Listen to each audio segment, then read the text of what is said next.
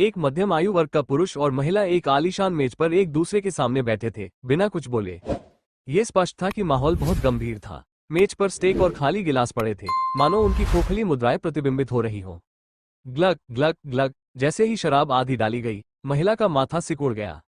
इसका मतलब था कि पानी डालना बंद कर दिया गया। आदमी ने अपना हाथ रोक लिया और महिला की नजर तुरंत नीचे चली गई। टैप टैप टैप, वो अपनी तर्जनी और मध्यमा उंगलियों से एक लय दोहरा रही थी। कुछ भी महत्वपूर्ण बात कहने से पहले ऐसा करना उसकी आदत थी। उसकी ईमानदार भावना, वो इस समय किसी भी विषय पर बात करने से बचना चाहता था। जैसे ही महिला की पलकें ऊपर उठी और उसका गला हिला, आदमी ने एक मजबूरी भरी मुस्कान के साथ अपना गिलास उठाया। क्या आप मुझे बधाई देंगे? धप। जो ध्वनि आई वो टोस्ट की नहीं, बल्कि धीमी ध्वनि थी। उसी समय महिला के हाथ का पिछला भाग मेज पर रखा हुआ था। उसने पहली बार देखा कि उसकी बाईं अनामिका उंगली में कोई अंगूठी नहीं थी। आदमी ने अपना निचला होंठ काट लिया। जिस क्षण आप अपना हाथ हटा लेते हैं, फिर पीछे मुड़ने का कोई रास्ता नहीं होता।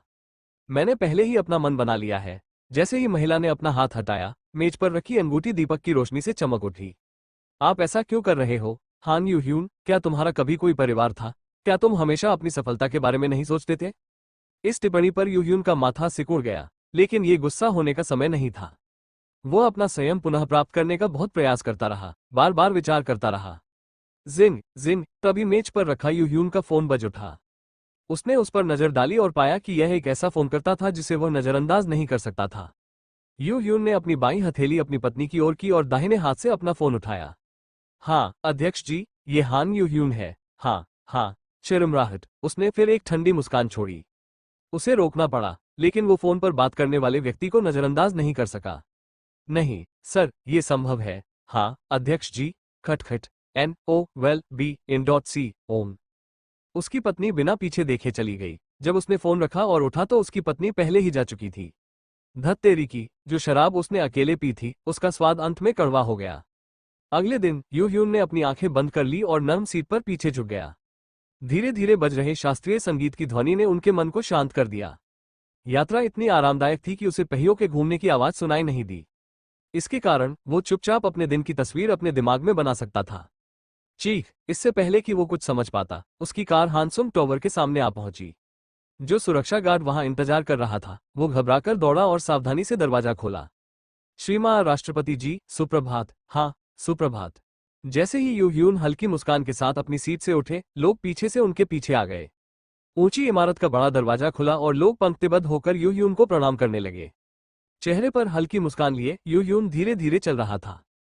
उसके पीछे से एक औरत की आवाज आई। अध्यक्ष महोदय, आज के कार्यक्रम में अनुसंधान केंद्र का दौरा, अधिकारियों के साथ बैठक और अध्यक्ष के साथ रात्रिभोज शामिल है। यू ह्यून ने लॉबी से गुजरते हुए अपने सचिव की ओर सिर हिलाया। राष्ट्रपति बनने के साथ ही अधिक जिम्मेदारी और काम आ गया। शीर्ष श्रेणी की कंपनी हानसुंग इलेक्ट्रॉनिक्स के अध्यक्ष का पद इतना भारी था। तभी यह घटना घटी। चिरमराहट। सामने का दरवाजा खुला और एक पीला चेहरा वाला आदमी यू ह्यून के पास आया। तभी सुरक्षा गार्ड अचानक उसके सामने आ गए। रास्ते से अलग हटें। मुझे राष्ट्रपति महोदय से कुछ कहना है। वो ऐसा व्यक्ति नहीं है जिससे तुम मिल सको। दूर हटो। अरे, उसे बाहर खींचो। बस एक पल के लिए, तनावपूर्ण स्थिति के बावजूद, उस व्यक्ति की आवाज शांत थी। यू ह्यून ने बात करना बंद कर दिया और एक पल के लिए उस आदमी की ओर देखा। यह एक जाना पहचाना चेहरा था, इसलिए उसने जल्दी से अपना मुंह खोला। इसे रोक। यू ह्यून के शब्दों के साथ उसके चारों ओर की हवा जम गई और रुक गई। किम यंग गिल सुनबेनेम, तुम यहाँ क्यों आए हो? क्या मैं सुनबेनेम कहलाने के लायक हूँ? अगर आपको कोई आपत्ति न हो तो क्या हम कहीं और बात कर सकते हैं? मैं 1 मिनट का समय निकाल सकता हूँ। उसने एक व्यंग्यात्मक टिप्पणी सुनी, लेकिन यू ह्यून ने इसकी परवाह नहीं की और एक हाथ से कंपनी के अंदर की ओर इशारा किया। लेकिन किम योंग गिल ने अपना सिर हिला दिया। नहीं, मैं यही कह सकता हूँ। क्या तुम्हें क्वोन से जंग का नाम याद है? से जंग, तुम अचानक उसके बारे में क्यों बात कर रहे हो? जब यू ह्यून कंपनी में शामिल हुए थे, तब क्वोन से जंग उनके सहकर्मी थे, और जब किम यंग गिल वहां अनुभाग प्रमुख थे, तब उन्होंने उनके अधीन काम किया था। वो उसे भूल नहीं सका। तभी किम योंग गिल की आवाज गरज उठी। क्वोन से जंग मर चुका है क्या? यू ह्यून को झटका लगा, लेकिन किम यंग गिल ने शांति से अपनी बात जारी रखी। वो दूसरी दुनिया में चला गया है। शायद तुम्हें इसकी परवाह न हो, लेकिन मुझे लगता है कि तुम्हारा वहां रुकना उचित है। सुनबेनेम, तुम किस बारे में बात कर रही हो? यू ह्यून ने उसके पास आते हुए उत्सुकता से पूछा। लेकिन किम यंग गिल, जिसने अपने अंगूठे और तर्जनी से अपना माथा पकड़ रखा था, ने अपना सिर उठाया और आह भरी। हाँ, मैं तुम्हें ये बताने आया हूँ। मैं उस कमीने की वजह से यहाँ नहीं आना चाहता, इसलिए कृपया समझो। यू ह्यून केवल किम यंग गिल की पीठ को घूर सकता था, जो मुड़कर चला गया। उसने अपने हृदय में उसकी नाराजगी भरी निगाहों को महसूस किया। एक जटिल भावना के साथ यू ह्यून ने अपने दिन का कार्यक्रम पूरा किया और सियोल के बाहरी इलाके में स्थित अंतिम संस्कार गृह में प्रवेश किया। यह ऐसी जगह थी जहां वह आना नहीं चाहता था, लेकिन उसे आना पड़ा। अंतिम संस्कार गृह में भीड़ नहीं थी। उन्होंने सबसे पहले मृतक के प्रति अपनी श्रद्धांजलि अर्पित की तथा मुख्य शोक संतप्त व्यक्ति को प्रणाम किया। उसने अपने सामने एक छोटे बेटे और पत्नी को रोते हुए देखा। उसने मुश्किल से अपना धनुष समाप्त किया और अपने भारी कदम आगे बढ़ाए। ओह, उसे नौकरी से निकाल दिया गया और उसे कोई नौकरी नहीं मिली और उसका यह हाल हो गया। हंसा बहुत ज्यादा है। उन्होंने बस उसका रस चूसा और उसे फेंक दिया। अगर वे ऐसा करने वाले थे तो उन्हें उसे कहीं और छोड़ देना चाहिए था। यह सही है, ये बड़े लोगों की समस्या है, जिसने उस समय यह निर्णय लिया था। यू ह्यून उनकी आवाजें सुनकर उनके पास से गुजरा। जैसे ही यू ह्यून प्रकट हुआ, दालान में लोगों की कानाफूसी शांत हो गई।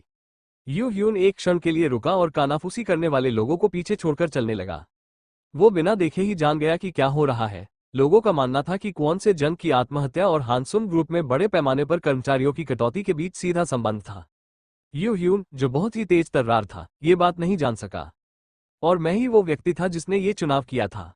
उसे कंपनी को लाभ में बदलना था। यदि वो इसे ऐसे ही छोड़ देता तो धन की कमी के कारण पूरे समूह को नुकसान होता।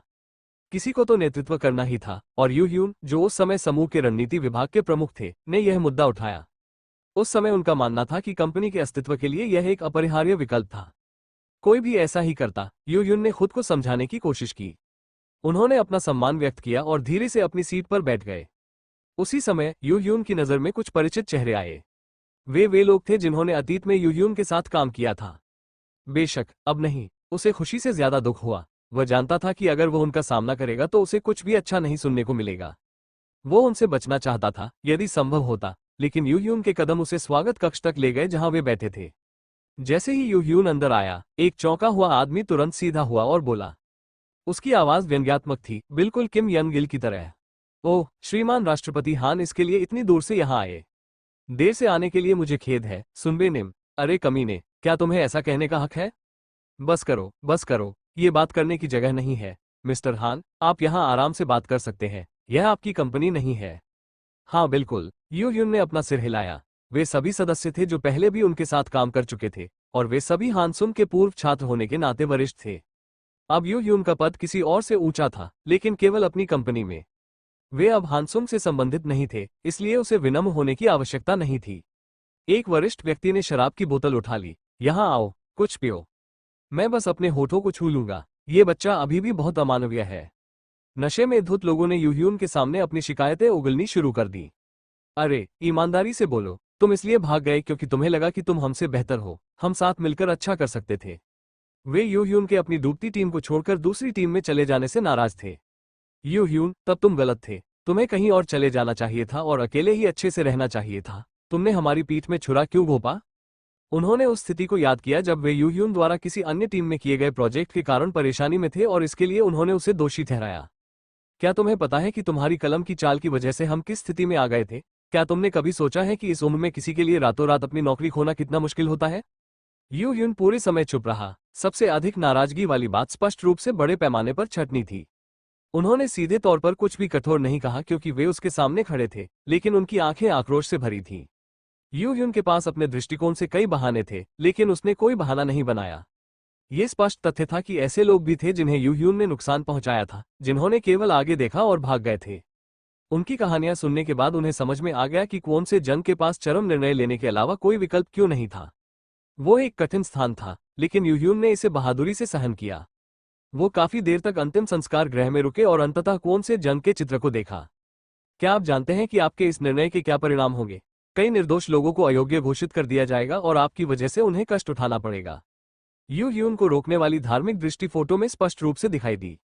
एक मित्र, एक सहकर्मी, और कुछ समय के लिए, जिसे वह अपना प्रतिद्वंद्वी मानता था, क्वोन से जंग इस तरह दुनिया से चला गया।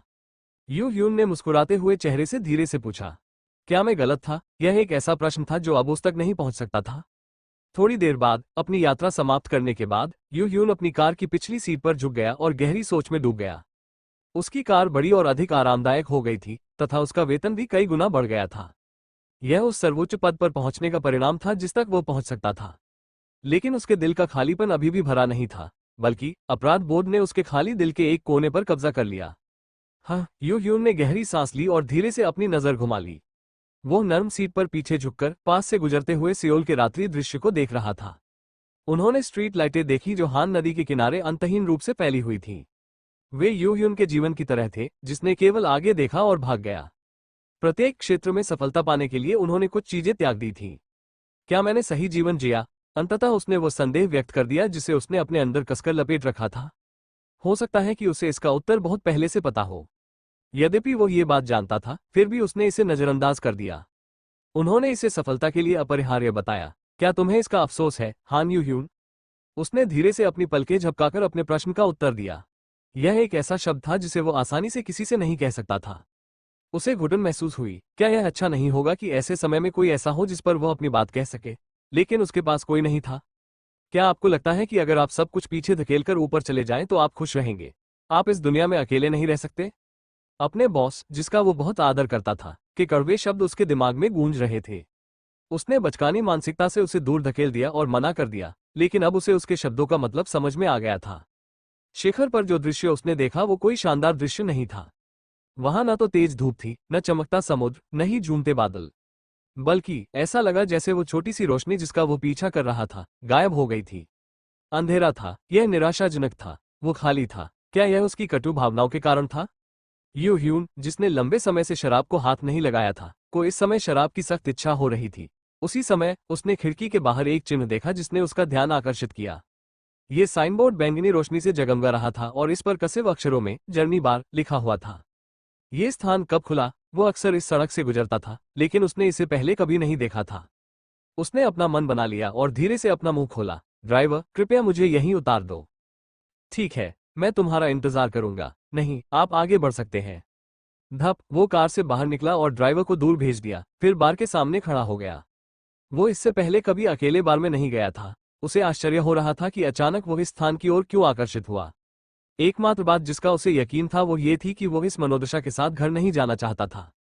डिंग, जैसे ही वो बार में दाखिल हुआ, उसने एक बारटेंडर को अंधेरे में बैठे देखा। उसे आश्चर्य हुआ कि वो कोई युवती नहीं, बल्कि सफेद दाढ़ी वाला एक बूढ़ा आदमी था। मुझे कुछ मजबूत दो। उन्होंने जिज्ञासावश विस्की के स्थान पर कॉकटेल चुना और बारटेंडर ने अपने कुशल हाथों का प्रदर्शन किया। उसने मेज पर रखा गिलास उठाया और मुंह के पास ले गया। उसका तीखा स्वाद लाजवाब था। एक गिलास, दो गिलास, जैसे जैसे खाली गिलासों का ढेर बढ़ता गया, उसकी चिंताएं बढ़ती गईं। उन्होंने राष्ट्रपति बनने के लक्ष्य के साथ 20 वर्षों तक कड़ी मेहनत की थी और अब वे इसमें सफल हो गए हैं। इस समय उसे अपनी सफलता का जश्न मनाना चाहिए था, लेकिन जिन लोगों को उसने इतने समय तक नजरअंदाज किया था, उनके चेहरे उसकी आंखों के सामने क्यों घूम रहे थे? उसके सहकर्मी, मित्र, माता पिता, उन्होंने अपनी सफलता के लिए सब कुछ त्याग दिया था और अंततः वे सफल हुए। लेकिन अगर वो खुद से पूछे कि क्या यही वो जीवन है जो वो सचमुच चाहता था, तो जवाब था नहीं। जब वो अकेला रह गया तो उसे एहसास हुआ कि सफलता और पैसा कितना बेकार है। उसने अपना लक्ष्य तो प्राप्त कर लिया था, लेकिन यह वो जीवन नहीं था जो वह चाहता था। यह विडंबनापूर्ण था। शायद वो इस समय गलत दिशा में भाग रहा था और उसे सब कुछ खाली खाली लग रहा था। गिलास खाली होते रहे और उसका चेहरा लाल हो गया। उसका मन भी बेचैन हो गया। क्या मैंने गलत जीवन जिया? क्या मैंने सचमुच गलत जीवन जिया? बेशक, किसी ने भी उसके प्रश्न का उत्तर नहीं दिया। गल्प। गर्म शराब ने उसका गला फिर जला दिया। वो पहले ही अपनी सीमा पार कर चुका था, लेकिन वो रुकना नहीं चाहता था। वो जितना अधिक शराब पीता, उसके अंदर से आने वाले छोटे छोटे संदेह उतने ही बढ़ते जाते। साथ ही उन्होंने उसके हृदय की ठंडी दीवार में दरारें पैदा कर दी। जो दीवार टूटने लगी थी वो तेजी से ढह गई। उसे अपने पिछले कार्यों पर पश्चाताप की लहर महसूस हुई। हर क्षण उसके द्वारा किए गए गलत निर्णय तीर की तरह उसकी ओर झपटे और उसकी छाती में चुभ गए। दर्द हुआ, उसकी छाती में बहुत दर्द हुआ। काश मैंने ऐसा न किया होता। वो आत्मा उपहास करते हुए दुखी होकर बोला। बूढ़े बारटेंडर ने चुपचाप उसके सामने एक नया कॉकटेल रख दिया। ओह, क्या ये घर पर है? हिचकी। धन्यवाद, मुझे आज पीने का बहुत मन कर रहा है।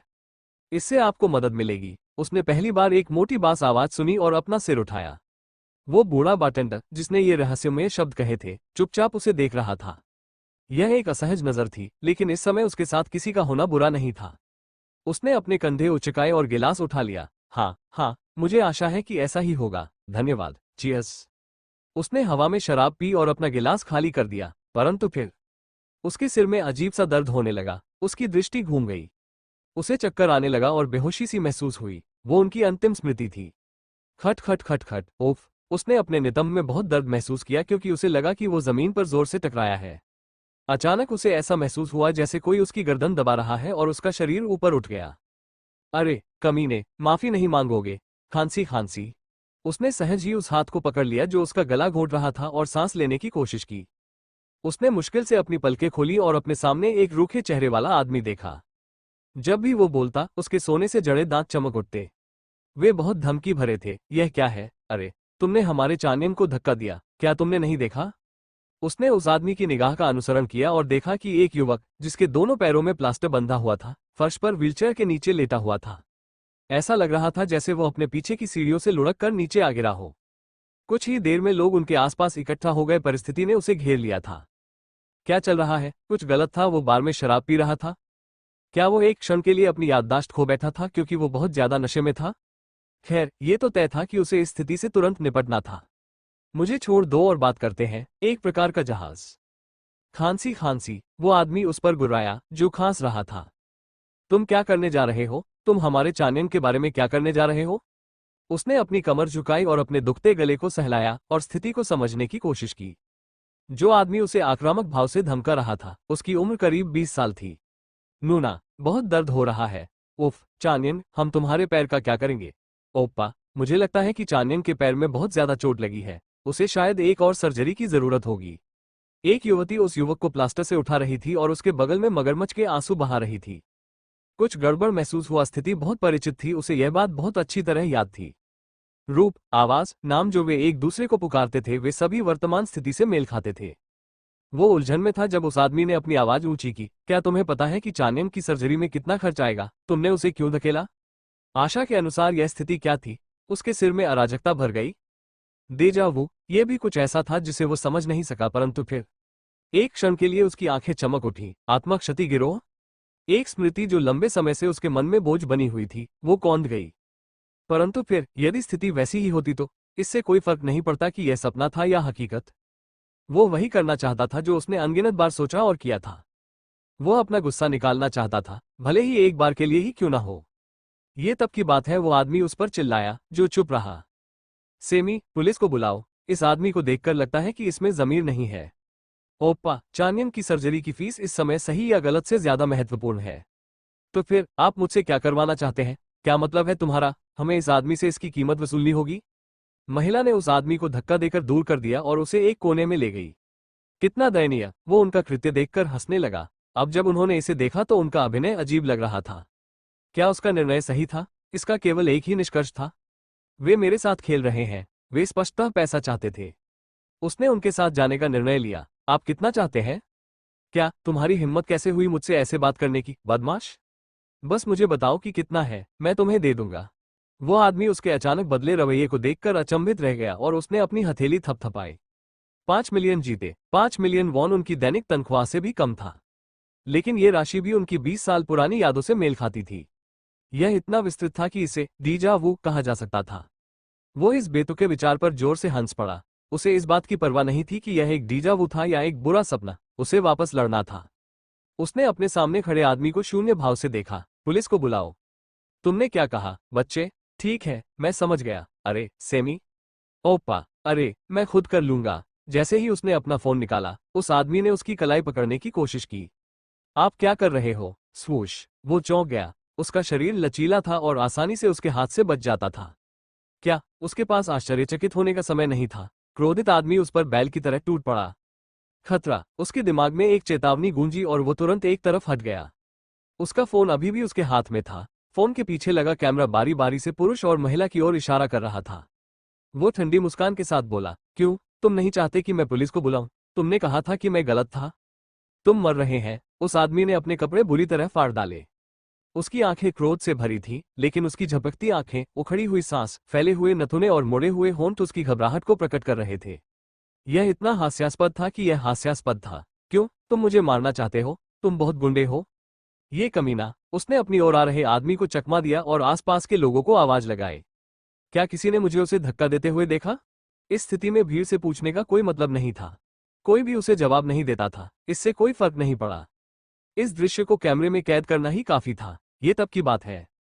महिला ने नाराजगी भरे भाव से कहा, तुम क्या कर रहे हो? तुम किसी ऐसे व्यक्ति से ऐसा कैसे कह सकते हो जो दुखी है? उसने उस आदमी को नजरअंदाज किया जो उसे पकड़ने की कोशिश कर रहा था और उसे हल्के से घूर कर देखा। वो ठंडी आवाज में बोल रही थी तो वो चौंक गई। चोट लगी है? ऐसा लगता है कि आप उस प्लास्टर को आसानी से हटा सकते हैं। क्या आप चाहते हैं कि मैं कोशिश करूं? आप क्या? हफ हफ। उसकी चौंकने वाली आवाज के बाद आदमी की हौंफने की आवाज आए। व्हीलचेयर पर बैठे युवक ने अपने शरीर के ऊपरी हिस्से को नीचे खींचा और अपनी जांघ तक पहुंची प्लास्टर को छिपाने की कोशिश की, लेकिन ये बेकार था। उसकी आंखों ने पहले ही अपनी जांघ के अंदर प्लास्टर में छोटी छोटी दरारें देख ली थीं। यह अलग करने योग्य होना चाहिए। उसने उस आदमी को धक्का देकर दूर कर दिया और धीरे धीरे उसके पास पहुंचा। तो फिर साबित करो, नहीं तो मैं सचमुच पुलिस को बुला लूंगा। स्थिति पहले से ही यूह्यून के पक्ष में झुकी हुई थी। पुरुष की कांपती आंखें और महिला का झुका हुआ सिर इसे साबित कर रहा था। वे बहुत दिमाग खपा रहे थे, लेकिन कोई जवाब नहीं मिला। अंत में उनके पास केवल एक ही विकल्प बचा था। यह वो क्षण था जब यूह्यून की उंगली ने फोन बटन को छुआ। वो आदमी बिजली की तरह चिल्लाया, अरे भागो भाई। जैसे ही यह संक्षिप्त बातचीत समाप्त हुई, वे तीनों पागलों की तरह भाग गए। मजेदार बात यह थी कि पैर में प्लास्टर लगा हुआ युवक सबसे तेज दौड़ रहा था। पागल कमीने, यूह्यून ठंडी मुस्कान के साथ मुस्कुराया। उसने पहले ही उनके चेहरे अपने फोन कैमरे में कैद कर लिए थे। क्या उन्हें लगा कि वो इसे जाने देगा? यूह्यून के चेहरे पर एक ठंडी मुस्कान तैर गई। धप धप। जैसे ही यूह्यून चला, जो लोग देख रहे थे वे घबराए हुए भाव के साथ एक तरफ हट गए। उसे कोई परवाह नहीं थी, आखिरकार वे पुरुष ही थे। वो यूह्यून ने आह भरी और उनके बीच से चला गया, सिर्फ इन लोगों की वजह से। उन्हें 20 साल पहले की अपनी घटना याद आ गई, जब उन्हें बिना किसी कारण के अपना सिर झुकाना पड़ा था। यह एक दुखद स्मृति थी, जब बिना कुछ गलत किए हमें घुटनों के बल बैठकर आंसू पोंछने पड़े थे। एक क्षण के लिए यूह्यून ने अपना सिर झुका लिया। कुछ अजीब है, एक ही स्थिति की पुनरावृत्ति से उसकी उलझन और बढ़ गई। यह उनकी पिछली यादों से इतना मिलता जुलता था कि इसे महज संयोग नहीं कहा जा सकता था। लेकिन वो सब नहीं था। उसके सामने जीवंत पुराने दृश्य के साथ साथ उसकी पुरानी यादें भी उसके मन में जीवंत हो उठी। ऐसा लगा जैसे वो उस समय में वापस चला गया हो। यह क्या है? यूह्यून ने बार बार अपना सिर झुकाया। वह अपने दिमाग में जटिल विचार लेकर चल रहा था। उसके कदम उस सड़क पर पड़े जिस पर वो पहले भी अनगिनत बार गुजर चुका था। उसने अपना चेहरा लेपित शीशे में प्रतिबिंबित होते देखा और उसे चलना बंद करना पड़ा। वो 40 वर्ष से अधिक आयु का कोई अधेड़ व्यक्ति नहीं था, बल्कि 20 वर्ष का एक युवा व्यक्ति था। बिल्कुल वैसे ही जैसे वो 20 साल पहले दिखते थे। यह क्या है? क्या ये सिर्फ एक सपना था? लेकिन सब कुछ बहुत वास्तविक लगा। यूह्यून ने धीरे से अपना हाथ नीचे किया जिसने उसके मुंह को ढक रखा था। आंखों के आसपास झुर्रियां और काले घेरे न होने के कारण वो काफी युवा दिखते थे। उसकी चमकदार त्वचा और गुलाबी होंठ उसके चेहरे को और भी युवा बना रहे थे।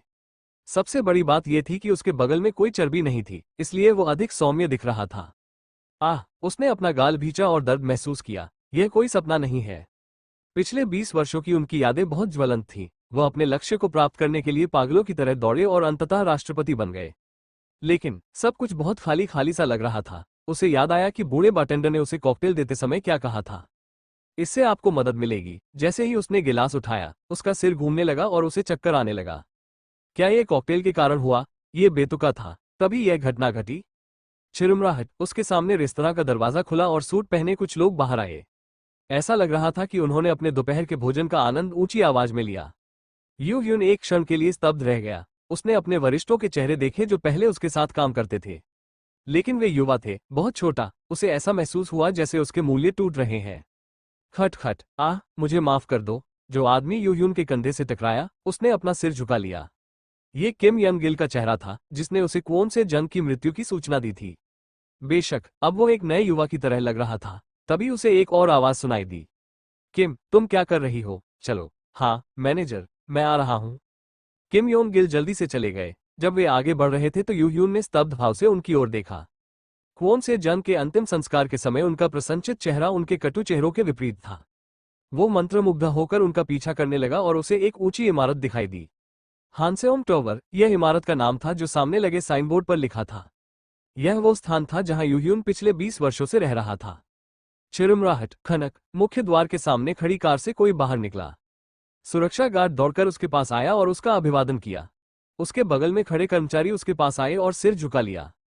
आदमी ने अपने कंधे उचकाए और चला गया। ये कल की यूह्यून की उपस्थिति थी। उसे फिर याद आया, आज से 20 साल पहले, या यूं कहें कि अब, NOVEL BE IN.C ON। You Hyun यहाँ था। उन्हें एक टेक्स्ट संदेश मिला था कि उन्होंने हानसोंग इलेक्ट्रॉनिक्स की पेपर स्क्रीनिंग पास कर ली है और अपना लक्ष्य निर्धारित करने के लिए वे व्यक्तिगत रूप से कंपनी में आए हैं। उसने तब भी ऐसा ही दृश्य देखा था। उन्होंने यहाँ से इमारत की ओर देखा और यहाँ सबसे ऊंचे व्यक्ति बनने की कसम खाए। उसे उस दिन की अच्छी याद थी, क्योंकि वो आत्मक क्षति पहुंचाने वाले गिरोह से मिला था, जिससे उसे गहरा सदमा लगा था। यू ह्यून काफी देर तक एक ही स्थान पर रहा और फिर उसने अपना शरीर घुमा लिया। वो कितनी दूर तक चला था? वो पागलों की तरह सड़कों पर घूमता रहा और अंततः एक बेंच पर मुंह लटकाए बैठ गया। यू ह्यून ने आसमान की ओर देखा। नीला आकाश अब भी वैसा ही था, लेकिन दुनिया बदल चुकी थी, अपने शरीर के साथ, अपनी आंखों से। यह एक बहुत ही सटीक वास्तविकता थी। क्या इसका कोई मतलब है? वो इसे स्वीकार नहीं कर सका, चाहे उसने समझने की कितनी भी कोशिश की हो। अगर यह सच हो तो क्या होगा? यू ह्यून ने अपना निचला होंठ काटा और अपने पास पड़े अखबार की ओर देखा। लेस देन हसियोग समूह के अध्यक्ष शिन ह्यूनहो के पदभार ग्रहण की 10वीं वर्षगांठ, नवाचार और विकास के 2 संकेत, ग्रेटर दैन। ये खबर पेज 3 के शीर्ष पर थी। वहां समूह के पूर्व अध्यक्ष की एक तस्वीर थी, जिसे यू ह्यून ने उनकी मृत्यु तक देखा था। अन्य समाचार पत्र भी ऐसे ही थे। उन सभी ने 2007 की विषय वस्तु की ओर इशारा किया। सांस जैसे ही उसने आह भरी, यू ह्यून के दिमाग में कुछ कौर था। माँ, हाँ, यह सही है। यदि वो अतीत में वापस चला जाता तो उसकी माँ, जो मर चुकी थी, भी जीवित होती। ये बात ही इसकी पुष्टि के लिए पर्याप्त थी। यू ह्यून ने बिना किसी हिचकिचाहट के उसका फोन उठा लिया। फोन की घंटी बहुत देर तक नहीं बजती रही। नमस्ते, यू ह्यून। क्यों? आवाज परिचित थी, उसकी माँ की आवाज। केवल इतना कहने पर ही यू ह्यून पूरी तरह से ध्वस्त हो गया। खेद और अपराध बोध, सारी भावनाएं झरने की तरह उसकी छाती में उतर आईं। उसने अपने हाथ से अपना मुंह ढक लिया और मुंह खोलने से पहले अपने घुटे हुए दिल को बमुश्किल शांत किया। बेशक, उसकी आवाज का लहजा बिल्कुल वैसा ही था जैसा कि जब वो जवान था। उसे किसी को सिखाने की जरूरत नहीं थी, ये स्वाभाविक रूप से सामने आया। माँ, वो ज्यादा देर तक बात नहीं कर सका क्योंकि उसका दिल फटने को था। वो उसे तुरंत देखना चाहता था, लेकिन उसने अपनी माँ को ये कहते हुए सुना कि वो बाकी काम निपटाकर नीचे आ जाए। उसने पिछला टेक्स्ट संदेश देखा और पाया कि उसे अभी भी स्कूल में कुछ काम करने थे। मैं 2 दिन में काम पूरा कर लूंगा। उसने अपने विचारों को हल्के से सुलझाया और अपनी सीट से उठ खड़ा हुआ, लेकिन उसका चेहरा अचानक बदल गया। उफ, उसे धुंधला धुंधला याद था कि उसका बोर्डिंग हाउस कहाँ था। एक क्षण के लिए उसके दिमाग में एक विचार आया, यह सही है। उसके बोर्डिंग हाउस का पता उस टेक्स्ट संदेश में था जो उसने अपनी माँ को भेजा था। लेकिन वहां तक जाने का रास्ता ढूंढने में उन्हें काफी परेशानी हुई। उन्होंने लोगों से पूछकर मेट्रो ली और फिर बस में चढ़ गए। उसे ऐसा महसूस हुआ जैसे वो कुछ परेशानियों से गुजरने के बाद सचमुच अतीत में लौट गया हो। वो बस से उतर गया और गली में चला गया। वूफ वूफ, कुत्ते के भौंकने की आवाज। वे विला जो एक साथ चिपके हुए थे, उसके सिर के ऊपर लटकते तार। हरे रंग की छत वाला वो घर जो पहाड़ियों के बीच अजीब तरह से स्थित था। ऐसा महसूस हुआ जैसे किसी पुराने दृश्य के बीच से गुजर रहा हूं। ये तो अजीब ही था। जैसे जैसे वो आगे बढ़ता गया, उसकी जिज्ञासा उत्सुकता में बदल गई। मुझे आश्चर्य है कि यह कैसा दिखता है। दरवाजे के सामने एक डिलीवरी बॉक्स था। यह उसकी मां द्वारा भेजा गया एक साइड डिश था। यू ह्यून ने चाबी अपने बैग में रखकर दरवाजा खोला और अंदर चला गया। जब उसने प्रकाश जलाया तो अंधेरा कमरा उजाला हो गया और एक परिचित दृश्य सामने आया। ये छोटा था, बहुत छोटे से। यह उस घर के बाथरूम से भी छोटा लगा जिसमें वह रहता था। वो अपने जूते उतारकर अंदर गया और दीवार पर एक छोटा सा पारिवारिक फोटो देखा। वहां युवा माता पिता थे और एक बहन जो बहुत युवा दिख रही थी। वे मुस्करा रहे थे। उनके स्नेही परिवार को देखकर उसे कुछ पुराने विचार याद आ गए जो वह भूल चुका था। उस समय वो अनजाने में ही बुदबुदाया, बेवकूफ कमीना। वो कभी भी एक दयालु पुत्र नहीं था। वो काम पर चले गए और स्वतंत्र हो गए, तथा साल में केवल 1 या 2 बार ही उनसे मिल पाते थे।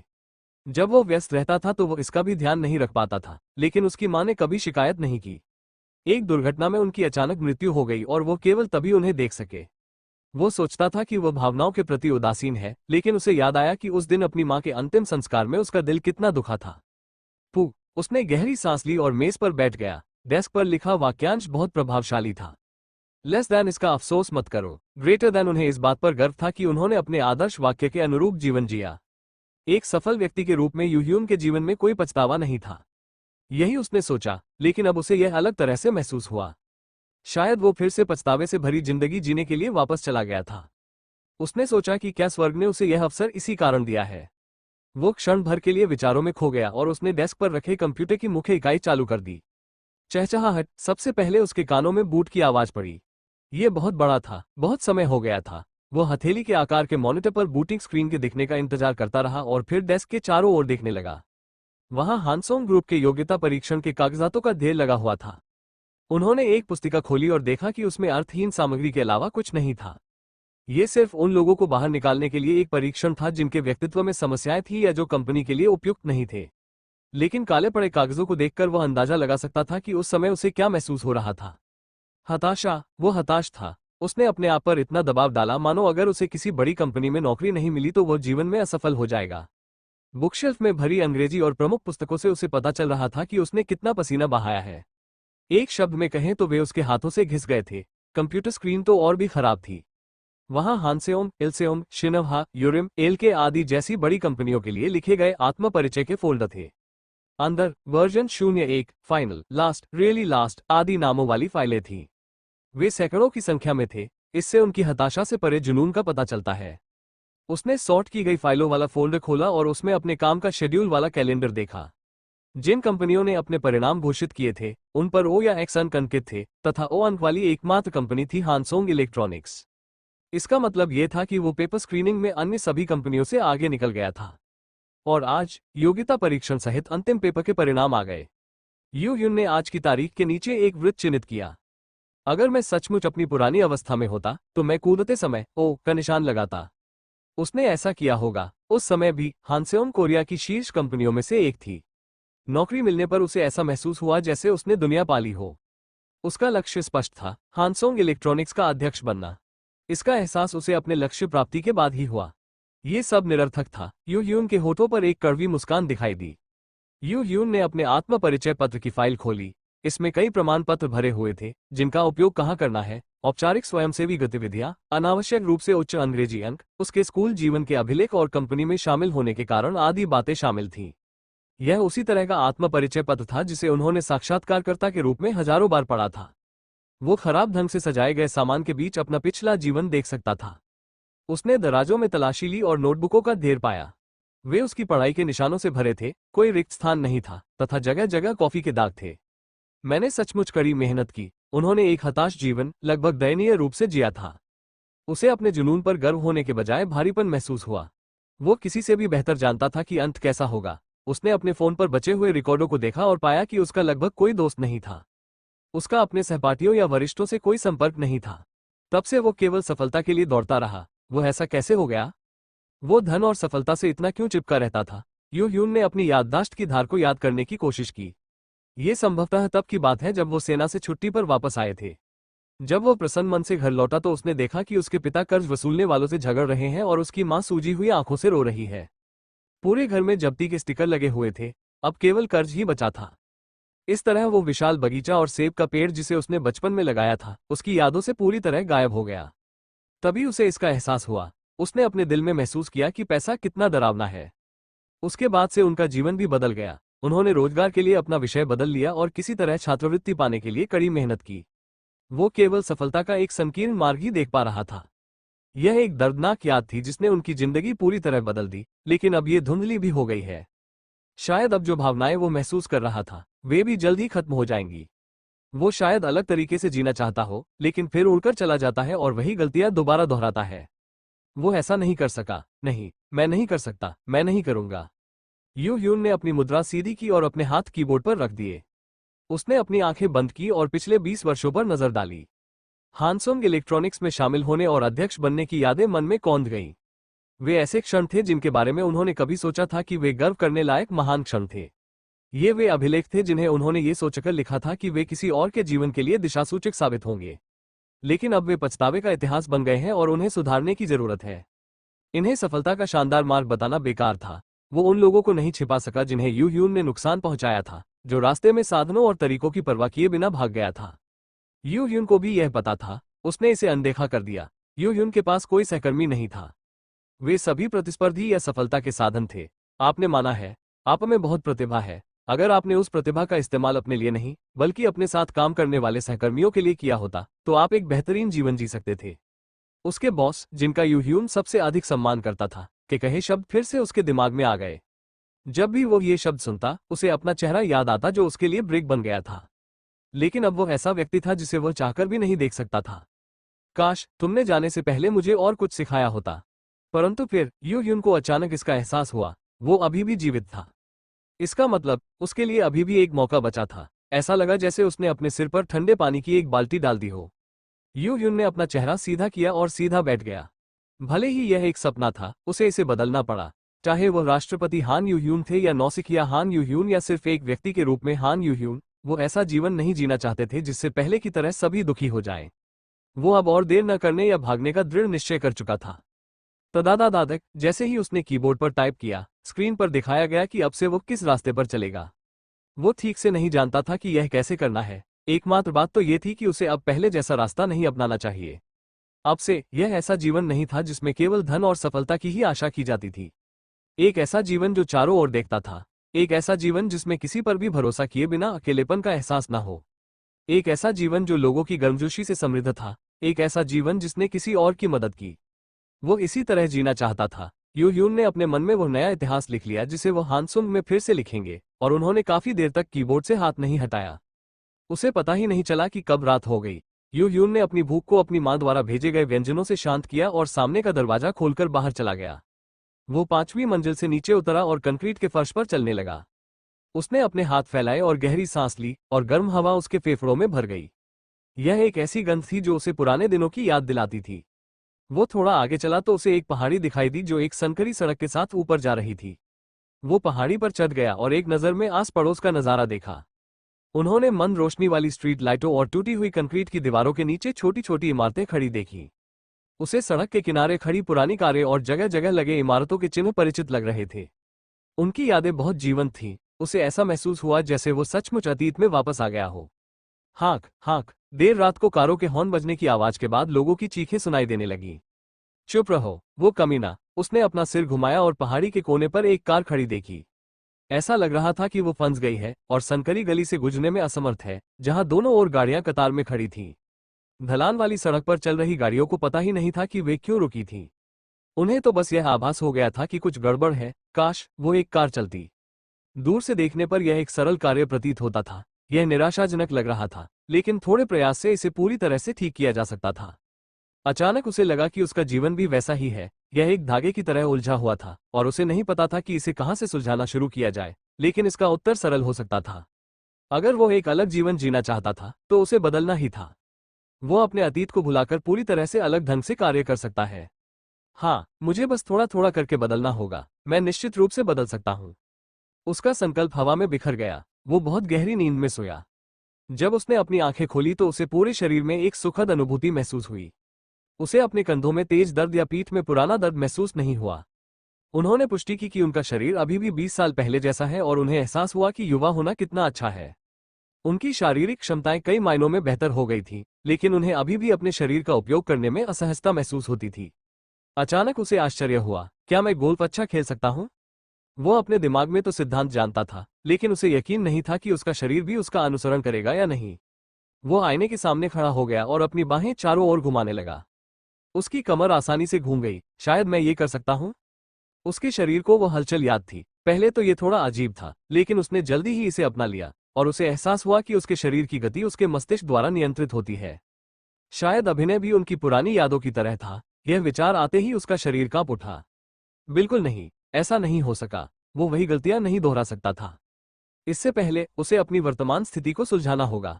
उसने कपड़े पहने और स्कूल की ओर चल पड़ा। यह उसका स्नातक सेमेस्टर था और वो पहले ही अंतिम परीक्षा दे चुका था, इसलिए उसे और अधिक कक्षाओं में उपस्थित होने की आवश्यकता नहीं थी। लेकिन उसे कुछ काम था। ये लाइब्रेरी सहायक की नौकरी थी। उसे भी यह बात ठीक से याद नहीं थी। वो मुश्किल से ही कोई पैसा खर्च करता था और हर समय कड़ी मेहनत से पढ़ाई करता था, इसलिए उसने मनोरंजन के लिए यह अंशकालिक नौकरी की। वो स्कूल जाते समय उत्साहित था। स्नातक होने के बाद वो कभी स्कूल नहीं गया था। ये कैसा दिखेगा? उसने बस की खिड़की से गुजरते हुए दृश्य को देखा और अपनी पुरानी यादें याद की, लेकिन वे अस्पष्ट थीं। उसे याद नहीं था कि इमारतें कैसी दिखती थीं, कक्षाएं कैसी थीं, वो किस क्लब में था। वो अपने सहपाठियों, सीनियर्स या जूनियर्स को भी याद नहीं रख पाता था। उसे केवल कठिन परिश्रम से पढ़ाई करना याद था, हालांकि उन्हें विषय बदलने की बात अच्छी तरह याद थी। उसने इसे अपने बायोडेटा में देखा, लेकिन उसे याद आया कि उसने मनोविज्ञान विभाग में प्रवेश लिया था। उस समय उसने सोचा कि उसने ये काम मजे के लिए किया था। इसका एक कारण ये भी था कि इसमें प्रवेश करना अपेक्षाकृत आसान था। विषय बदलने के बाद उनका जीवन पूरी तरह बदल गया, लेकिन तब उन्हें इसका आनंद आता था। मुझे लगता है कि मैं भी लोगों के साथ घुल मिल गया हूँ। उसे याद आया कि वो लॉन पर लोगों के साथ शराब पी रहा था और किसी स्नैपशॉट फोटो की तरह हंस रहा था और बातें कर रहा था। जब वो इधर उधर की बातें सोच रहा था तो वो स्कूल पहुंच गया। जब वो सनकरे पिछले दरवाजे से अंदर दाखिल हुआ तो उसे एक पुरानी हरी भरी इमारत दिखाई दी। वो व्यावसायिक भवन है। यह अद्भुत था। उसे लगता था कि उसे कुछ भी याद नहीं है, लेकिन जब उसने इमारत देखी तो उसे लगा कि यह एक झूठ है। उन्होंने दूसरी मंजिल पर स्थित वेंडिंग मशीन से 100 वॉन की कॉफी पी, कॉपियर के सामने लंबी लाइन में खड़े रहे। एक बार तो उन्होंने भवन का चक्कर भी लगाया क्योंकि उन्हें कक्षा नहीं मिल पाई थी, तथा प्रोफेसर से मिलने के लिए 1 घंटे से अधिक समय तक इंतजार भी किया। उसने जिज्ञासा से स्कूल के चारों ओर देखा। तालाब पर एक मंडप था और उसके बगल में एक विस्तृत लॉन था। कई छात्र हंस रहे थे और मुस्कुरा रहे थे जब वे वहां से गुजर रहे थे। NOWELL-BE ओम।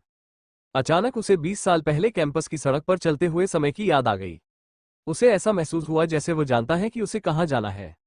वो बिना कोई संकेत देखे ही पुस्तकालय में पहुंच गया। यह इमारत अन्य इमारतों की तुलना में काफी सुंदर लग रही थी क्योंकि यह नई बनी थी। जब वो बेसमेंट की मंजिल से जुड़े प्रवेश द्वार से अंदर दाखिल हुआ तो उसे वहां घंटों पढ़ाई करने की याद आई। वो कई रातों तक देर तक जागता रहा। संभवतः उसके बगल में एक स्नैक बार था। जब वो कोने पर मुड़ा तो वहां सचमुच एक स्नैक बार था। वो यहाँ दिन में 3 बार खाना खाता था। यह उनके लिए एकदम सही जगह थी, सस्ती और देर तक खुलने वाली। वो पहले की तरह अब भी स्कूल या काम पर काफी समय बिताता था। ऐसी क्या गंभीर बात थी कि उसने स्वयं को इतना अधिक कष्ट में डाल लिया? इसमें कोई आश्चर्य की बात नहीं थी कि उसके पास अपने माता पिता के साथ गलतफहमी दूर करने का समय नहीं था। उसने अपना सिर हिलाया और लाइब्रेरी की तीसरी मंजिल पर चला गया। क्लिक करें। उसने अपने बैग में रखी चाबी से लाइब्रेरी का दरवाजा खोला और अपना छात्र परिचय पत्र लेकर गेट से अंदर चला गया। पहली चीज जो उसने देखी वो थी खाली मेजें। वहां इतनी अधिक मेजें थी कि इसे पुस्तकालय के बजाय वाचनालय कहना अधिक उपयुक्त था। वो बीच में लाइब्रेरियन की मेज पर बैठ गया और अपने चारों ओर की मेजों को स्पष्ट रूप से देखा। उसने खाली सीटों पर बैठे लोगों की कल्पना की। उसने देखा कि कोई व्यक्ति किताब पर इतनी जोर से रेखाएं खींच रहा था कि कागज फट गया। वहां कोई ऐसा भी था जो कुर्सी को घसीटता रहा और शोर मचाता रहा। उसे याद आया कि कोई व्यक्ति मेज पर ही सोता था और कोई व्यक्ति सीट के लिए लड़ता था। ठीक है, मैं यहाँ लोगों को देखता रहता था। अब उसे याद आया, जब वो यहाँ ऊब जाते थे तो लोगों का अवलोकन कर उनके मनोविज्ञान का अनुमान लगाते थे। उन्हें मनोविज्ञान के बारे में कोई विशेष गर्व या खेद नहीं था। वो तो बस जिज्ञासु था। लाइब्रेरियन का काम ऐसा था जिसमें वो लोगों के काम का निरीक्षण कर सकता था। उन्हें ये देखना पड़ता था कि कोई व्यक्ति पुस्तकें बाहर तो नहीं ले जाता, कोई व्यक्ति अपनी सीट छोड़कर तो नहीं चला जाता, कोई व्यक्ति पुस्तकालय में खाना तो नहीं खाता। उन्हें लोगों का अवलोकन करने की आदत हो गई और धीरे धीरे उन्हें अधिक विस्तृत जानकारी प्राप्त हो गई। तब उसे एहसास हुआ, उसकी आंखें बहुत अच्छी थीं। एक समय तो ऐसा आया कि वो लोगों को सिर्फ एक नज़र देखकर ही उनके बारे में अंदाजा लगा लेता था। उन्होंने 1.5 साल इसी तरह बिताए। उस दौरान उन्होंने हजारों लोगों का अवलोकन किया होगा। अतः इसलिए वो अपनी कुर्सी पर पीछे झुक गया और हंसने लगा। जब उन्होंने कंपनी में प्रवेश किया तो उन्हें एक अप्रत्याशित क्षेत्र में अपनी महान ताकत का पता चला। ये सच था कि उनमें अच्छी अवलोकन क्षमता थी। वो उनके हाव भाव, कपड़े, सामान और डेस्क की जगह देखकर उनके विचार जान सकता था। इसके कारण वो उनके विचारों के अनुसार कार्य कर सका। दूसरे शब्दों में, वो चतुराई से आगे बढ़ता था। यून के पास कोई शैक्षणिक पृष्ठभूमि या संपर्क नहीं था, लेकिन वह अपनी लगभग 80% व्यवहार कुशलता के कारण हानसोंग इलेक्ट्रॉनिक्स के अध्यक्ष बनने में सक्षम हुए। वो जानते थे कि कब बोलना है और कब चुप रहना है, और कॉर्पोरेट जीवन में आधी लड़ाई तो यही थी। वो ये जान सकता था कि उसके वरिष्ठ अधिकारी क्या चाहते हैं और उनकी इच्छाओं को पूरा कर सकता था, और इससे उसे कुछ लाभ भी प्राप्त होते थे। ये यून के लिए स्वाभाविक था, लेकिन अन्य लोगों के लिए नहीं। उन्होंने इस बात का एहसास तब किया जब वे कंपनी में दाखिल हुए और अनगिनत लोगों से भिड़ गए। यही कारण है कि यून अकेले ही चमक सकी। उसे नहीं पता था कि यह कब शुरू हुआ, लेकिन अंततः उसे समझ आ गया।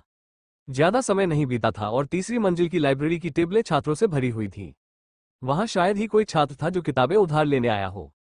उनमें से अधिकतर लोग पढ़ाई करने के लिए इसलिए आए थे क्योंकि उन्हें तहखाने के वाचनालय में बैठने की जगह नहीं मिल सकी थी। टेबलें छात्रों से भरी हुई थी और ऐसा लग रहा था जैसे वो पुराने दिनों में वापस चले गए हों। शायद मुझे एक बार देख लेना चाहिए। यून अपनी सीट से उठे और छात्रों द्वारा लौटाई गई पुस्तकों को दीवार के एक ओर रखी किताबों की अलमारी में रख दिया। ऐसा करते समय उनकी नज़र वहां बैठी एक छात्रा पर पड़ी। उसके नाखून काट दिए गए थे। ऐसा लग रहा था जैसे उसने अभी अभी अपने नाखून काटे हों, लेकिन जिस तरह से उसने नाखून काटे थे, उसे देखकर ऐसा नहीं लग रहा था कि यह कोई साधारण आदत है। उसके कसकर बंद होठ अंदर की ओर मुड़े हुए थे और अदृश्य थे, और उसके टखने कुर्सी के पैरों पर टिके हुए थे। उसकी पलकें झपकने की गति भी अन्य लोगों की तुलना में तेज थी। ये चिंता का संकेत था, लेकिन ऐसा नहीं लगता था कि यह सब परीक्षा की तैयारी के कारण था। वो काफी समय से यहाँ थी, लेकिन उसने अभी तक अपनी किताब नहीं खोली थी। इसके बजाय उसने अपना फोन हाथ में पकड़ रखा था। यह अवश्य ही पुरुषों की समस्या होगी। उसके कंधों तक घुंघराले बाल जीवंत थे। ये पर्म नहीं था। यह एक कलाकृति थी जो उसे सुबह हेयर सैलून से मिली थी। अच्छी तरह से पहनी गई बैंगनी पोशाक प्रभावशाली थी। उसकी अनामिका उंगली में पहनी अंगूठी को देखकर, जिसे वह खेल रही थी, उसे अंदाजा हो गया कि क्या हुआ था। उसे अपने बॉयफ्रेंड के साथ कुछ परेशानी हुई होगी। ऐसा लग रहा था जैसे वो उसे काफी देर से देख रहा था, जैसे वो उसका पीछा कर रहा हो, लेकिन यू ह्यून ने तो बस एक झलक देखी थी। यू ह्यून को थोड़ा आश्चर्य हुआ। क्या यह उसके पुनर्जीवित शरीर के कारण था? उसकी दृष्टि निश्चित रूप से पहले से बेहतर हो गई थी। अपने लंबे अनुभव के कारण वो आवश्यक जानकारी तुरंत प्राप्त कर सकता था। यदि अन्य लोग यू ह्यून को देख रहे होते तो उन्हें यह भी पता नहीं चलता कि उसने कुछ देर के लिए छात्रा पर ध्यान दिया था। उसे ऐसा महसूस हुआ जैसे उसे कोई अप्रत्याशित उपहार मिला हो। यू ह्यून अपना सिर पीछे मोड़ने ही वाला था कि यह घटना घटी। जिस हाथ ने फोन को कसकर पकड़ रखा था वो खुल गया और उसमें एक नया संदेश आया हुआ दिखा। माफ करना, मैं आज अपना वादा पूरा नहीं कर पाऊंगा। मैंने इस बारे में बहुत सोचा और मुझे लगता है कि हमें अलग हो जाना चाहिए। अच्छा, उसका ये देखने का इरादा नहीं था। उसे ऐसा महसूस हुआ जैसे उसने बिना किसी कारण के उसकी निजी जिंदगी में झांक लिया हो। वो चाहता था कि ऐसे समय में उसकी आंखें इतनी अच्छी न होती। नहीं, उसे इस ओर ध्यान नहीं देना चाहिए था। ऐसा इसलिए था क्योंकि लोगों को ध्यान से देखने की आदत उसके शरीर में समा गई थी। यू ह्यून ने पुस्तकों को छांटना समाप्त किया और मेज के पास से गुजर रहे एक पुरुष छात्र पर नजर डाली तथा अपनी सीट पर वापस आ गया। पुरुष छात्र अपनी भौहें सिकोड़ रहा था और गालों पर हवा भर रहा था। वो अपनी उंगली मेज पर थपथपा रहा था और पैर हिला रहा था, मानो जल्द ही उसकी कोई महत्वपूर्ण परीक्षा आने वाली हो। यदि ऐसा है तो आपको कम से कम एक शब्द और पढ़ना चाहिए। वो संभवतः शीघ्र ही सिगरेट पीने के लिए बाहर जाएगा। पुरुष छात्र एक भी पन्ना नहीं पलट सका और अपनी सीट से उठकर जेब से सिगरेट निकालने लगा। आशा के अनुसार ये बिल्कुल वैसा ही था जैसा उसने सोचा था। कंपनी से प्राप्त अनुभव ही उनके लिए लाभदायक सिद्ध हुआ। चाहे वो पहले हो या अब, युवा हो या वृद्ध, लोगों के व्यवहार पैटर्न में हमेशा एक जैसे पहलू रहे हैं। इसका क्या मतलब है? मैं एक व्यक्ति की भी देखभाल नहीं कर सकता? यू ह्यून अपनी भविष्यवाणी के संतोषजनक परिणाम पर मुस्कुराया, लेकिन फिर उसने आह भरी। वो कंपनी में परिणाम प्राप्त करने के लिए अपनी चतुराई का प्रयोग करने में तो कुशल था, लेकिन वो अपने आसपास के लोगों का ध्यान नहीं रख पाता था। इससे उसे और भी अधिक दुख हुआ। उसके बाद यू ह्यून ने पास से गुजरने वाले लोगों पर अधिक ध्यान दिया और उसे एक बात का एहसास हुआ, मेरे सिर में इतना दर्द नहीं है। जब उन्हें एक साथ इतनी सारी जानकारी जुटानी पड़ती थी तो पहले उन्हें सिरदर्द होने लगता था, लेकिन अब ऐसा नहीं है। ऐसा इसलिए हो सकता है क्योंकि वो छोटा था, या इसलिए कि उसे कम तनाव था। निश्चित बात यह थी कि जितना अधिक वो अपने आसपास की चीजों की परवाह करता था, उतना ही अधिक वो स्वयं को संवेदनशील बनाता था। यू ह्यून ने अपने आप से कहा कि वो अपने बदले हुए जीवन में धीरे धीरे और अधिक आराम से चले। लाइब्रेरी कार्य लॉग के अनुसार आज यू ह्यून का काम का आखिरी दिन था। अभी तो उसे कुछ भी महसूस नहीं हो रहा है, लेकिन अगर यह 20 साल पहले हुआ होता तो उसे राहत और अफसोस का मिश्रित एहसास होता। अब उस जगह को अलविदा कहने का समय आ गया था जहां उन्होंने 1.5 साल तक काम किया था। या शायद वो उस समय नौकरी की तैयारी में बहुत व्यस्त था। उसे याद नहीं था, इसलिए ये सच भी हो सकता था। जब वो इधर उधर सोच रहा था, तभी किसी ने उसे बुलाया। रेस्ट, मैं यहाँ हूँ। उसके बाल सीधे थे और चेहरा गोल था। जब वो मुस्कुराती थी तो उसके गालों पर पड़ने वाले गड्ढे प्रभावशाली होते थे। वो सीधे लाइब्रेरियन की सीट पर आए, इसलिए वो जो यून ही होगी, जो उनके साथ अंशकालिक लाइब्रेरियन के रूप में काम करती थी। उनकी याददाश्त धुंधली थी, लेकिन उनके बीच आदान प्रदान किए गए टेक्स्ट संदेशों के अनुसार वो विभाग में उनकी जूनियर थी। निश्चित बात यह थी कि वे बहुत करीब नहीं थे। यू ह्यून ने स्वाभाविक रूप से स्वागत के संकेत के रूप में अपना हाथ उठाया और अपनी भौहें ऊपर उठाईं। तुम यहाँ हो? हाँ, आपकी कड़ी मेहनत के लिए धन्यवाद। उन्होंने वरिष्ठ की कठोर उपाधि से लेकर संक्षिप्त उत्तर तक पर अपना आश्चर्य व्यक्त किया। वो बता सकता था कि पिछली यू ह्यून ने उसके साथ बहुत अच्छा व्यवहार नहीं किया था। वो दूसरे लोगों की नजरों में कैसा दिखता था? अचानक उसे आश्चर्य हुआ। अगर आपके पास समय हो तो क्या आप ड्रिंक लेना चाहेंगे? जो यून की आंखें चौड़ी हो गईं। ऐसा लग रहा था जैसे उसने कुछ अविश्वसनीय बात सुन ली हो। ये हमारा आखिरी दिन है। ओह हाँ। जब यू ह्यून ने सिर हिलाया तो जो यून ने तुरंत अपना बैग नीचे रखा और उसके पीछे बाहर चली गई। दोनों लाइब्रेरी के गलियारे में वेंडिंग मशीन के सामने खड़े थे। नींबू पानी? तुम्हें कैसे पता चला? अच्छा, तुम नींबू पानी को घूर रहे थे?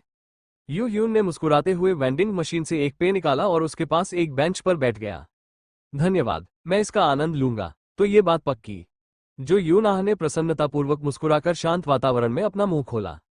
शायद इसके बाद हम एक दूसरे को ज्यादा न देखें। क्या मैं तुम्हें ओप्पा कह सकता हूँ? यू ह्यून एक क्षण के लिए चौंक गया। यह क्या बकवास है? वो उसके रवैये में अचानक आए बदलाव से अचंभित था, लेकिन उसे उपाधियों की ज्यादा परवाह नहीं थी। जरूर आगे बढ़ो। हाँ, हे। मुझे लगा कि तुम्हें कुछ समस्या है क्योंकि तुम बहुत शांत थे और केवल पढ़ाई कर रहे थे। क्या समस्या है? जब यूह्यून ने गंभीरता से पूछा तो जो यूनाह ने थोड़ी अजीब सी मुस्कान दी। आप जानते हैं, कुछ लोगों को दूसरों के साथ घुलने मिलने में परेशानी होती है, इसलिए उन्हें पहले बात करना मुश्किल लगता है। क्या मुझे ये बहुत निराशाजनक लगा। जब मैं बात नहीं करता तो मुझे चक्कर आने लगता है। उसे ऐसा लगा जैसे वो समझ गया है कि जो यूना ने उससे दूरी क्यों बनाए रखी थी। वो उसकी बातूनीपन को महसूस कर सकता था। क्या उसने कुछ गलत कहा? यू यून के लिए ये गंभीर रूप से चिंता करने के लिए पर्याप्त था। जो यूना ने यह नहीं देखा कि यूह्यून अपना सिर हिला रहा है और वो उत्साह से बात करना जारी रखता है। क्या आप जानते हैं कि आप हमारे विभाग में एक रहस्यमय व्यक्ति हैं? क्यों, आपका नाम जाने बिना ही आपका अचानक तबादला हो गया और आप विभाग में अव्वल आए। लेकिन कोई नहीं जानता कि आप कौन हैं, ओप्पा। वो रहस्यमय नाम हान यूह्यून। हम आपको हान यूरियोग भी कहते हैं। हे। वो इस तरह हंसती है मानो उसे विश्वास ही नहीं हो रहा कि वो क्या कह रही है। यूरियोग, भूत। वो शायद दूसरों को भी ऐसा ही दिखाई देता होगा। वो हमेशा अपने आप को अकेला ही याद रखता था। उसके पास इसके लिए एक कारण था। वो अकेले रहना पसंद करते थे क्योंकि उन्हें किसी और की परवाह नहीं थी और वो अपने समय का अधिक कुशलतापूर्वक उपयोग कर सकते थे।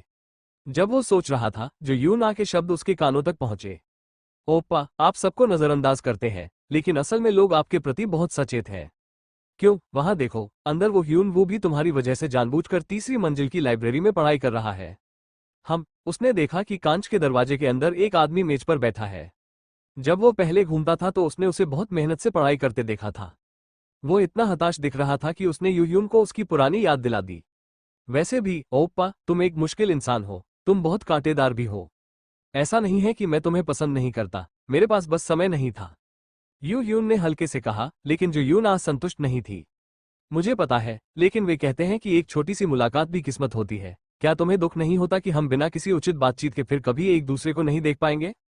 सत्य, हमें साथ में शराब पीनी चाहिए और जीवन के बारे में बात करनी चाहिए। क्या पता, बाद में इससे हमें फायदा हो जाए। यदि वो बूढ़ा यूह्यून होता तो वो जोर से अपना सिर हिलाता। उनका मानना नहीं था कि सामाजिक जीवन के लिए उन्हें लोगों के साथ रिश्ते बनाए रखने होंगे। उन्होंने सोचा कि सतही संबंध उन्हें केवल पीछे ही धकेलेंगे। यूह्यून जो कंपनी में शामिल हुए थे, वही थे। वो अन्य लोगों की उपेक्षा करता था और केवल अपने बॉस या वरिष्ठों को प्रभावित करने का प्रयास करता था जो उसकी सीधे मदद कर सकते थे। उनका मानना था कि भावनात्मक श्रम उत्पादक स्थानों पर किया जाना चाहिए। लेकिन अब स्थिति अलग थी। उसका मुंह नहीं खुल रहा था, ठीक उसके भ्रमित दिमाग की तरह। जो यूना, जो लगातार बोल रही थी, ने अपनी आवाज कम कर ली और मुंह खोलने से पहले माहौल को देखा। ओप्पा, इसके बाद आप क्या कर रहे हैं? उसने अपनी सूखी लार निगल ली और उसकी पलकें कांप रही थीं। उसके हाथ उसकी स्कर्ट के किनारे को कसकर पकड़े हुए थे। ये बिल्कुल वैसा ही था जैसा जो यूना ने कहा था। जब यून अपने विभाग की इमारत में दाखिल हुआ तो उसे कोई भी छात्र गर्मजोशी से उसका स्वागत करते हुए नहीं दिखा। शायद उसी विषय में उसके कनिष्ठों की ओर से एक हल्का सा प्रणाम। उसे ज्यादा उम्मीद नहीं थी, लेकिन जब उसने खुद ये देखा तो उसे और भी बुरा लगा। इंडियन विश्वविद्यालय अपने मानविकी विभाग के लिए नहीं जाना जाता था। यह अपने इंजीनियरिंग विभाग के लिए अधिक प्रसिद्ध था। और चूंकि यह सियोल क्षेत्र में नहीं था, इसलिए इसकी रैंकिंग भी कम थी। हानसुंग द्वारा नियुक्त किए गए इंडियन विश्वविद्यालय के बिजनेस छात्रों की संख्या बहुत कम थी। बेशक, उस समय यूह्यून के पास कोई वरिष्ठ नहीं था जो उसकी मदद कर सके। और यूह्यून, जो हर समय कड़ी मेहनत से पढ़ाई करता था, उसने भी अपने जूनियरों की देखभाल करने की जहमत नहीं उठाई। वो अपने आसपास के लोगों की परवाह नहीं करता था और केवल आगे बढ़ने पर ध्यान केंद्रित करता था। ये यूह्यून को उसकी कंपनी में देखने जैसा था। यह सही तरीका नहीं था। उस समय तो उन्हें लगा कि यह सर्वोत्तम था, लेकिन जब उन्होंने पीछे मुड़कर देखा तो ऐसा नहीं था। उसे तुरंत नौकरी पाने की चाहत में नहीं रहना चाहिए था। उसे ज्यादा लोगों से मिलना जुलना चाहिए था। और उसे ये सीखना चाहिए था कि लोगों की स्वाभाविक रूप से देखभाल कैसे की जाए। इसके अलावा उसे अपना क्षितिज भी व्यापक बनाना चाहिए था। हर समय सिर्फ काम ही मत करो। वो तुरंत अपना काम बदलना चाहता था, लेकिन परीक्षा का मौसम था और उसका अपने विभाग के लोगों से ज्यादा संपर्क नहीं था। वो इसे थोड़े अधिक मैत्रीपूर्ण अभिवादन के साथ ही समाप्त कर सकते थे। यून विभाग भवन से बाहर आया और परिसर में एक बेंच पर बैठ गया। अलग अलग कपड़े पहने छात्र यून के सामने से गुजरे। जब वो चुपचाप बैठा उन्हें देख रहा था तो उसने एक खास पैटर्न देखा। उनकी छोटी छोटी हरकतें और क्रियाएं ट्रैफिक लाइट की तरह थीं, जो उन्हें जीवंत जानकारी दे रही थीं। अचानक उसके मन में विचार आया कि यदि उसने मनोविज्ञान का अध्ययन जारी रखा होता तो क्या होता। वो विद्वान प्रकार का नहीं था, इसलिए उसने ज्यादा कुछ हासिल नहीं किया होता। और वो ऐसे व्यक्ति नहीं थे जो दूसरों की परवाह करते हो, इसलिए वो परामर्श देने में भी अच्छे नहीं रहे होंगे। मुझे लगता है कि इस कंपनी में काम करना मेरे लिए ज्यादा उपयुक्त है। वो मुस्कुराया। जब वो वहां बैठा कुछ सोच रहा था तो किसी ने उसे पुकारा। नमस्ते स्टीव। वो लंबा कद और नीली आंखों वाला एक विदेशी व्यक्ति था। तुम यहाँ क्या कर रहे हो? क्या तुम्हारे पास इंतजार करने के लिए कोई है? वो स्पष्ट रूप से यूह्यून की ओर इशारा कर रहा था और उससे बात कर रहा था। स्टीव अंग्रेजी नाम था जिसे यूह्यून अपनी कंपनी में इस्तेमाल करता था। क्या तब से उन्होंने उस नाम का प्रयोग शुरू कर दिया? उसने उसका चेहरा तो पहचान लिया, लेकिन उसे यकीन नहीं था कि वो कौन है। जो कुछ भी, यूह्यून ने स्वाभाविक रूप से अंग्रेजी में उत्तर दिया। नमस्ते, मैं बस यहाँ से गुजरते हुए लोगों को देख रहा हूँ। यह आराम करने और समय बिताने के लिए एक बढ़िया जगह है। वाह, तुमने अपनी अंग्रेजी इतनी बेहतर कैसे कर ली? ओह, मुझे लगता है ये बेहतर हो गया क्योंकि मैंने कड़ी मेहनत की। वाकई कमाल है। आपकी शब्दावली और उच्चारण इतने अच्छे हैं कि मुझे लगता है कि आप मूल वक्ता है। आपने ऐसा कैसे किया? वो अपनी हंसी रोक नहीं सका। उन्होंने अमेरिका में स्टैनफोर्ड विश्वविद्यालय से एमबीए की पढ़ाई पूरी की। अगर वो अंग्रेजी नहीं बोल पाया तो क्या होगा? ये तो हास्यास्पद होगा। क्यों? उससे कुछ देर बात करने के बाद उसे याद आया कि